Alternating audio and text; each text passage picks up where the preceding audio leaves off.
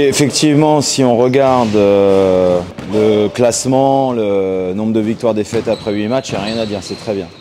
5 victoires, 3 défaites, il n'y a pas de problème. Ensuite, pour revenir sur le match d'hier, par contre, là encore, perdre, ça n'a rien d'affamant face à une équipe qui a la qualité, le talent de Paris. Sur la manière, c'est quand même un autre débat. Alors c'est un match qui s'est joué pour moi en 2 temps, jusqu'à 28-27 à la 13e minute, où là il y a un fait de jeu avec Jérôme qui est expulsé. Il avait pris une faute technique au premier quart-temps, et en deuxième quart-temps, il fait une faute sur TJ Shorts, et après ce coup de sifflet, les arbitres estiment qu'il refait une seconde faute, qu'il siffle anti-sportive.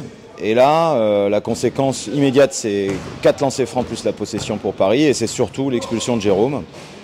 Et on peut dire que déjà que la marge pour espérer embêter Paris était quand même déjà limitée, mais là, elle est devenue, le match est devenu quasiment impossible pour nous. C'est notre responsabilité déjà. Je pense que même avant cela, sur la première partie à 28-27, même si on est dans le match, la façon dont on joue n'est pas la bonne pour espérer embêter Paris. Et c'est bien ce qui me gêne énormément. Et après, on a fait face à un rouleau compresseur, voilà, qui a de la qualité, de l'adresse, qui a pu développer le jeu qu'il souhaitait. Donc on sait que ce sont des équipes, les équipes du top Euroleague qui aujourd'hui jouent plus du tout dans la même cour que les autres. Les budgets deviennent faramineux, et aujourd'hui Paris le montre. Bravo à eux, franchement, chapeau. Nous, notre responsabilité, c'est quand même quand ils viennent, et qu'on a ce genre de match à jouer, c'est de les jouer avec la bonne mentalité et de comprendre ce qu'on est capable de faire contre ces équipes-là. Et là, on n'a pas mis grand-chose en œuvre pour espérer les battre. Et c'est un peu dérangeant pour moi, comme certaines choses depuis le début de saison. Ça fait quand même un sacré bout de temps qu'on n'a pas pu compter sur une défense solide. Et tant qu'on n'aura pas ça en tête, ce sera quand même difficile d'exister face aux meilleurs, puisque ce qui s'est passé contre Paris est exactement ce qui s'est passé face à Cholet, face à Villeurbanne. Et j'ai l'impression que la plupart ont un peu oublié comment on avait réussi à battre Monaco en première journée, 68-66. Alors certes, sans Mike James, tout ce que vous voulez, mais c'était quand même une victoire face à une équipe de d'Euroleague qui depuis ne perd plus beaucoup. Donc voilà, j'espère qu'on va tirer les leçons de cela. En tout cas, on est au travail dès aujourd'hui parce que, ok, au moment où on se parle, on est en incapacité de jouer les meilleures équipes du championnat. C'est factuel.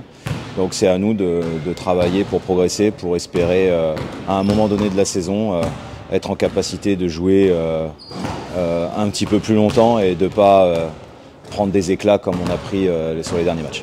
Ouais, donc calendrier de la BCL, là, bon là sur le petit point BCL, on a fini les matchs allés. Donc pour l'instant la hiérarchie qui pouvait être prédictible avant de commencer ce groupe est respectée. Tenerife 3-0, Karsiaka 2-1, nous 1-2, Colossos 0-3. On savait qu'on jouerait pour la 3e place avec Colossos. C'est ce qui est en train de se passer. Notre objectif, c'est d'être au pire 3e pour espérer jouer le play-in début janvier. Voilà, Tenerife, on a fait un très bon match à l'aller, mais ça n'a pas été suffisant pour les battre. Là, on va là-bas. C'est vrai que c'était il n'y a pas si longtemps, donc on va pouvoir se servir des images du match aller pour préparer ce match-là. Depuis, Tenerife a eu un match reporté parce qu'il devait aller à Valence, et vous imaginez bien qu'ils n'ont pas pu jouer à Valence compte tenu de ce qui s'est passé, la catastrophe qui s'est passée là-bas il y a une dizaine de jours. Et ils ont gagné à Lugo jeudi et à la Corogne hier de 25 points. Donc ils sont toujours dans une série de victoires. C'est une très belle équipe. C'est un déplacement évidemment difficile pour nous, mais on verra sur un deuxième match. Ils nous ont vu jouer, et ils ont mis un peu de temps aussi à comprendre ce qu'on était capable de faire, parce que sur ce match-là, on s'est plutôt bien débrouillé. Ils ont trouvé les solutions à la fin. Là, il faudra être encore plus fort pour espérer les gêner, parce que là-bas, ça sera vraiment difficile. La difficulté avec cette équipe de Tenerife, comme les équipes de très haut niveau qu'on rencontre aussi en championnat, c'est que le danger vient de partout.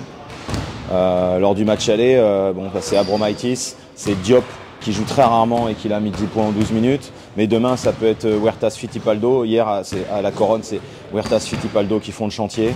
Ça peut être Philippe Kramer sur le poste 2. Enfin, ça peut venir de partout. Donc c'est très difficile de savoir. Nous, il faut qu'on ait un plan de jeu. Faudrait déjà va falloir qu'on soit dans une énergie, dans une intensité qui nous permette de rivaliser. On avait les choix tactiques qui avaient été décidés sur le match aller, je pense, ont été bien respectés. Et, même si Tenerife s'est adapté, c'était quand même plutôt intéressant. Donc on va voir là avec les joueurs comment on se prépare sur ce match-là, sur une préparation qui évidemment est très courte parce qu'on part dès mardi matin très tôt pour rejoindre les Canaries et s'entraîner à Tenerife mardi soir pour jouer mercredi. Donc, mais bon voilà, il faut, le plus important dans ces moments-là, c'est nous. L'adversaire, c'est quelque chose de secondaire. Faire la différence, je ne sais pas, parce que bon, à Tenerife, il y aura 5-6 000 personnes dans la salle. Voilà. Moi, ce qui me marque surtout, c'est que bon, je suis très heureux que les gens puissent le faire, les supporters, certains partenaires, parce que voilà, une campagne de Coupe d'Europe, on le sait, c'était pas arrivé depuis 1991 et on ne sait pas quand est-ce que ça reviendra. Donc, quand on a la possibilité de profiter de cela, soit lors des matchs à Pierratte, il en reste encore un qui sera peut-être une finale pour la deuxième place. Peut-être, on ne sait pas, contre Karsiaka mi-décembre. Là, profiter de ces matchs en déplacement, c'est une expérience pour tout le monde. Et je suis ravi qu'on puisse partager ce moment-là. Les joueurs sont au courant et je ne doute pas qu'ils donneront le maximum pour rendre fiers les gens qui font le déplacement pour venir nous supporter.